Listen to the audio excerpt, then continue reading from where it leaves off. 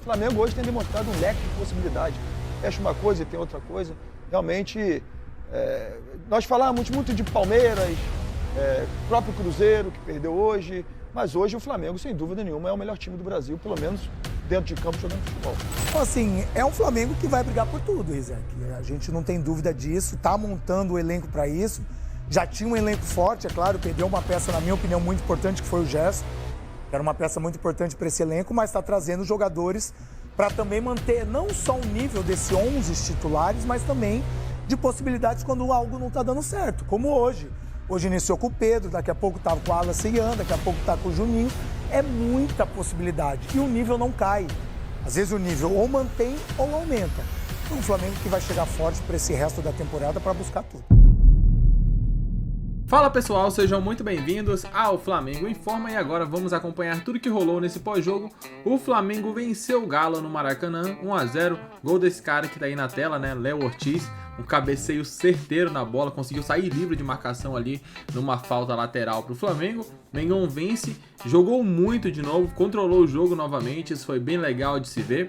E com isso o Flamengo consegue uma importante vitória, ainda mais porque o time do Cruzeiro perdeu em casa jogando pro Ceará. Foi uma surpresa, talvez a maior da rodada, certamente, porque o Cruzeiro embalado fez 1-0 logo cedo e acabou tomando ali a virada do Ceará. O Flamengo fez seu papel, venceu o Galo e assim assume a liderança. E detalhe, o Flamengo tem um jogo a menos ainda, tá? Conseguiu passar o Cruzeiro, é o líder isolado e ainda tem um jogo a menos para ser feito, né? Isso é algo muito bom porque o Mengão pode distanciar ainda mais na ponta. Sem mais enrolação, vamos direto pro vídeo ver tudo que a imprensa falou. Muitos elogios ao Mengão. Vamos começar vendo ali um pouco dessa coletiva pós-jogo, a entrevista, né? E depois a opinião dos comentaristas lá da Rede Globo. Como é que tem sido para você esse trabalho? O Felipe Luiz disse que você trabalha muito forte. É que é só ver você nos treinamentos para entender a sua intensidade dentro de campo. No, bueno, feliz primero por la victoria, pelo cara ahí que fez su gol. Y después feliz pela volta. Fue hace ya casi 2 meses que volteé con Fortaleza, mas no tuve muito espacio. Es difícil también, una recuperación de 10 meses. Ficar muito tempo fora, mas estos caras aqui me ajudaram muito. Minha família em casa também. É um processo difícil que poucos jogadores passam e sabem o que é o sofrimento de fora. Então, aproveitar o momento agora que estou de volta e desfrutar cada momento. Mas hoje você jogou quase 80 minutos, até surpreendeu muita gente. Você está bem fisicamente? Não sei se estava para 80, mas Dios tá ali. Já havia falado com Felipe que já estava com o pesado um pouco as pernas, mas foi bem, foi bem. 80 minutos me senti bem. Fiquei um pouco mais atrás, não passei tanto, com minhas características mais de subir, como jogo com Bragantino, mas acho que o jogo não era como o Bragantino, que vinha de fora, a gente perdendo, então era mais para ficar um pouco, mas foi bom, a gente ganhou e isso é o que importa. Como é que é para vocês, assim, que são companheiros do Vinha, ver ele voltando depois de uma longa recuperação, de uma lesão gravíssima, que a gente sabe que para vocês, jogadores, é uma coisa muito, muito forte, assim? É realmente muito difícil. Eu passei por uma lesão de cruzado há um tempo atrás, a dele foi bem mais complicada e a gente vê ele todos os dias lá trabalhando e se dedicando para se recuperar e para estar de volta junto com a gente. Mesmo estando sempre em todos os jogos, participando, levantando taça com a gente sabia o quanto ele queria estar dentro de campo e o quanto faz falta isso para ele. Então, muito feliz por ele ter se recuperado bem, principalmente por ele estar se sentindo bem. O ritmo de jogo, lógico que vai ser com o tempo, vai ser com os jogos, e mais feliz de ele ter voltado muito bem e já está contribuindo muito para a gente. Estão me pedindo para encerrar aqui, mas agora eu preciso fazer a pergunta. Em quinta-feira, Copa do Brasil, de novo o mesmo adversário. O Galo surpreendeu vocês de alguma forma hoje no primeiro tempo ali com a marcação? Bom, a gente já imaginava algumas dinâmicas defensivas deles, sabia que seria difícil. Por algum momento a gente teve um pouquinho mais de dificuldade, mas como eu disse, são detalhes dentro do jogo e hoje a gente, num detalhe de uma bola parada, a gente conseguiu vencer. Tenho certeza que o Felipe vai olhar muito esse jogo, talvez umas 10 vezes aí até quinta-feira, para que ele possa nos dar soluções para que a gente possa vencer o jogo melhor. Ele trabalha pouco, Felipe Luiz, né? Muito. Trabalhamos muito, mas é isso, hay que trabalhar e estar bem para cada jogo que toca, que são muito, então ficar pronto e preparado. Pode fazer a comemoração dele aí para a câmera?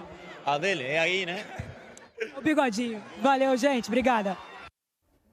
Obrigado, Sofia. Ela destacava o poder da defesa do Flamengo contra o Bragantino no meio da semana. Os 2 gols da virada rubro-negra foram jogadores da defesa. O Wesley, que agora vai jogar pela Roma, e o Léo Pereira. E hoje, o gol do Léo Ortiz, né? O sistema defensivo do Flamengo, responsável pelos gols das últimas 2 vitórias.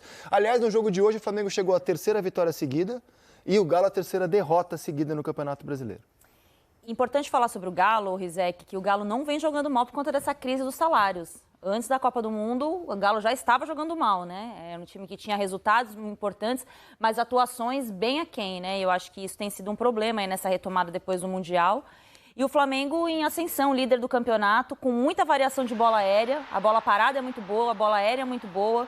A gente fala da participação dos zagueiros, mas é porque o Flamengo tem um arsenal de possibilidades na bola parada e é mais um pouco dessa construção do trabalho do Felipe Luiz, né? O time que, se às vezes o meio-campo não funciona, ofensividade, às vezes o time é superado pela boa marcação do adversário, bola parada ganha jogo, bola aérea ganha jogo, como a gente tem visto aí nos últimos jogos. Ô Felipe, o Galo teve a chance no primeiro tempo, né? Uma chance claríssima, sem goleiro, com o Rony. Não aproveitou e foi castigado. Até acho que o Galo fez um bom jogo. Diferente dos jogos passados, que o Galo não vinha tendo boas atuações, o Galo teve uma boa atuação. Se de repente o Rony tivesse feito aquele gol, né? Se caísse no pé do cara certo, que é o Hulk, acho que ele teria afundado e teria feito o gol. Agora, o Flamengo, de fato, tem um leque de possibilidades, né? Quando você, de repente, fecha o meio, tem as laterais. Se era o Hulk aí... Ele tinha afundado, com certeza era gol. O Flamengo tem um leque de possibilidades. Não é à toa que é o líder do campeonato. O Flamengo, quando joga mal, ele ganha. O Flamengo, quando joga bem, ele ganha e ganha bem.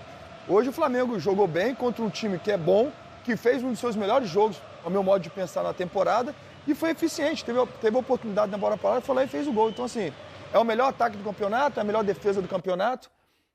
E com certeza vai brigar até o final por esse título brasileiro e os outros também que vai disputar, que é a Copa do Brasil, a Libertadores. O Flamengo hoje tem demonstrado um leque de possibilidades. Você fecha uma coisa e tem outra coisa.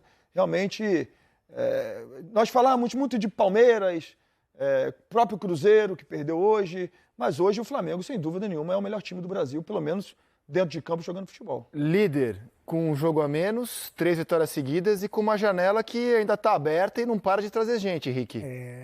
E várias possibilidades, né? No jogo passado, a gente falou, eu pelo menos falei muito do Everton Araújo, que fez uma partida extraordinária. Hoje, o Alan volta e faz uma partida também muito consistente. Então, assim, dentro daquilo que é esse elenco do Flamengo, das possibilidades, a gente está vendo, né, os novos reforços, o Royal, o Emerson Royal e o espanhol, né, o Sarru.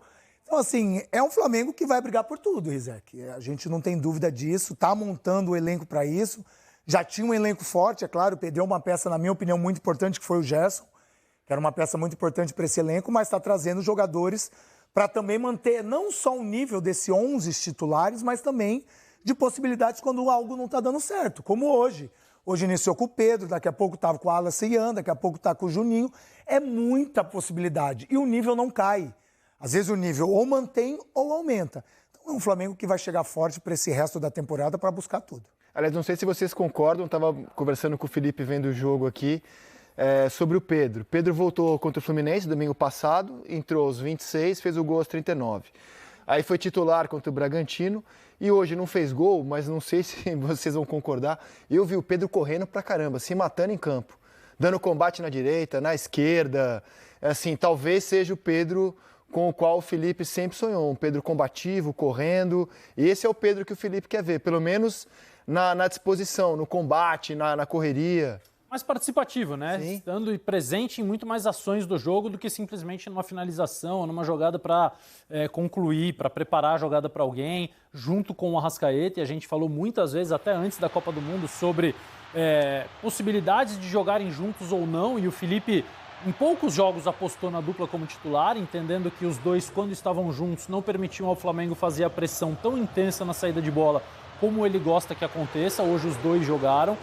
Agora acho importante a gente voltar a falar sobre o que os jogadores falaram ali na entrevista, tanto o Hulk como os jogadores do Flamengo, principalmente porque esse confronto vai se repetir a partir de quinta-feira pela Copa do Brasil, próximo jogo na quinta. O Cuca de fato mudou muito a estratégia e acho que ele conseguiu, assim como o Felipe falou, a Ana também, para mim o Atlético fez o melhor jogo pós-Copa do Mundo. com uma estratégia muito diferente e muito específica para esse jogo, mantendo a marcação individual que ele quase sempre faz no Atlético, mas puxando um volante para marcar o Plata, puxando o Saravia, que era o lateral direito, para marcar o Arrascaeta, colocando o Scarpa para jogar de lateral esquerdo para encaixar no Varela, lateral do Flamengo, fazendo trocas durante o jogo porque os fatos exigiam.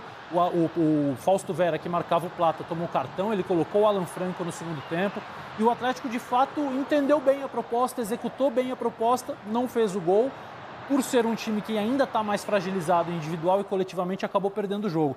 Mas eu estou muito curioso para ver como tanto o Felipe e o Cuca vão reagir a essa mudança nos próximos jogos, porque o Cuca vai manter a estratégia, sabendo que o Felipe agora já sabe o que ele fez e vai se preparar para isso, ou o Felipe vai preparar um antídoto. Eu acho que o jogo ficou ainda mais legal, o confronto da Copa do Brasil, por causa desse xadrez que os treinadores jogaram hoje. E esse é um lance que vai dar o que falar, porque o Fausto Vera, inicialmente o juiz enxergou um pênalti, é absurdo, que foi uma falta fora da área, mas havia uma expectativa da parte do Flamengo da expulsão do Fausto Vera. Esse mesmo juiz deu um cartão vermelho num lance parecido em Real Madrid e Pachuca no Mundial. Por que hoje ele ficou com o amarelo? Daqui a pouquinho o PC vai explicar e avaliar se a decisão do árbitro foi correta ou não. Fato é que a gente está vendo nos melhores momentos que o Galo até começou melhor mesmo, mas não matou o jogo e depois o Flamengo deitou, pelo menos assim que eu vejo. Quando o Flamengo se ambientou ao jogo, o Flamengo foi lá e dominou a partida. Eu não sei se o Flamengo deitou e dominou, teve um amplo domínio. Acho que o Flamengo mereceu a vitória porque foi mais equilibrado durante todo o tempo. Teve dificuldade, depois do gol o Atlético conseguiu ficar com a bola. Segundo tempo, por exemplo, o Atlético atacou pouco. O Atlético piorou no segundo tempo, fisicamente caiu. Chega um momento... Pois é, né? O Flamengo ali, primeiro tempo, é aquilo que geralmente acontece no Maracanã, né? Na verdade, nos jogos do Flamengo. O Flamengo propondo o jogo, né? Indo pra cima, tentando ter o domínio. Geralmente passa de 60% de posse de bola. Dessa vez não foi diferente, né? Até acho que os 30 minutos da primeira etapa tava 70% pro Flamengo, a 30% pro Galo. Então o Flamengo dominando as ações. O Galo nessa jogada de contra-ataque, né? O Flamengo teve um pouco de dificuldades, em especial na primeira etapa. No segundo, com o controle absoluto do Mengão, mais uma vez controlou, assim, poucas vezes o Rossi teve que trabalhar, e as vezes que trabalhou sempre foi nos contra-ataques, né, como geralmente jogam os adversários do Flamengo.